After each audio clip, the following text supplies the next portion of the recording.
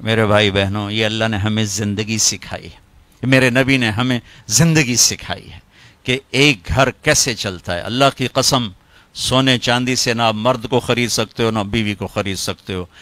میٹھے بول، اچھے اخلاق ہیں جس سے آپ خوبصورت زندگی، شکلوں کا حسن کچھ دنوں کے بعد ماند پڑ جاتا ہے، پیسے کی کھنک کچھ دنوں کے بعد سنائی نہیں دیتی، اور رویوں کا حسن وہ زندگی کو تازہ رکھتا ہے، اور رویوں کی شدت وہ زندگی کو صحرا بنا دیتی، ویران بنا دیتی۔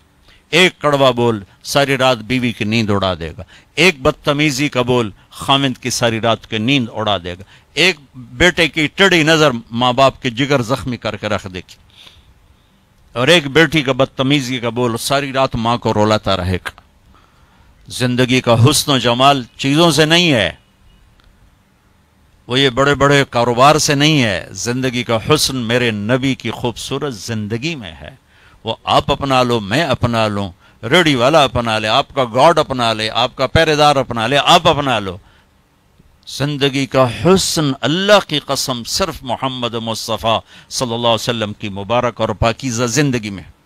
پھر آخری خطبہ، آخری عسیٰ اللہ تلقونی بعد عامی ھذا، لوگو یہ میری تمہاری آخری ملاقات۔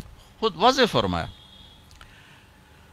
15 منٹ کی تقریر میں جس رشتے کو اٹھایا اور بیان کیا، صرف خامد اور بیوی، نہ ماں باپ کو بتایا، نہ بچوں کو بتایا، نہ بہن بھائیوں کو بتایا، نہ چاچے تائے بتائے، نہ داد کے نان کے سسرال بتائے، صرف بیوی کا۔ استوصوا بالنساء خیرا، میری آخری وصیت ہے بیویوں سے اچھا سلوک کر، اپنی بیویوں سے اچھا سلوک کر۔ اس کا مطلب یہ نہیں کہ بیویوں کے لیے میرے رب نے، میرے نبی نے کچھ نہیں فرمایا، دونوں کو بیلنس کیا ہے۔